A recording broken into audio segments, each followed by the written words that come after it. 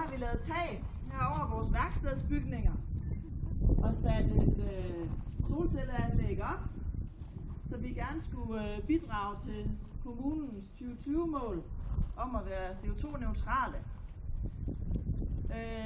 Det er der nogen på kommunen, der synes var en god idé, så de har givet os et meget stort tilskud til, at det her det kunne lykkes ved vores frivillige arbejdskraft.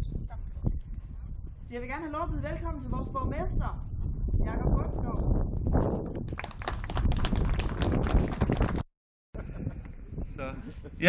God formiddag alle sammen, og jeg skal ikke tage æren for det hårde slid, der ligger bag, at I nu kan få strøm på miljøvenlig vis.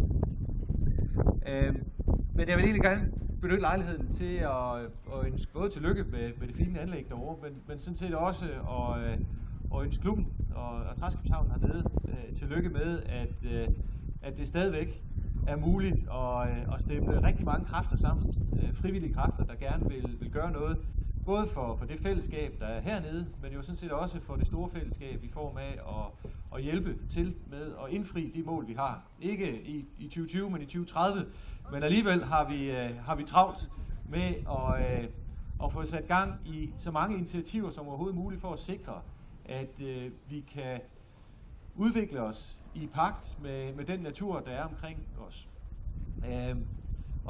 Og derfor synes jeg lige, jeg vil komme ned og hilse på jer og ønske jer tillykke.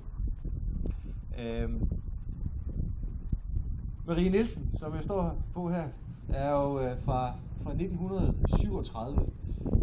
Og selvom vi fik slukket motoren derinde, så man også kunne høre mig.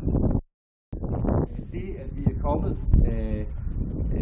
opstået ved åens munding og gennem det maritime, som har spillet en fantastisk stor rolle igennem vores historie her i Aarhus. At noget af den identitet er med til at bevare, på trods af, at alt det moderne og alt det hurtige, det foregår lige omkring os.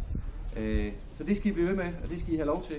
Og derfor skal vi nok stå på mål for, at I får lov til at udvikle jer i det tempo, der skal til, for at man også kan bevare den identitet, der er hernede. Så tillykke med anlægget derovre. Det kan jo ikke være en meget bedre dag end i dag at indvie det, fordi der er kul på kedlerne derovre. Så tillykke med det, og alt muligt held og lykke fremover.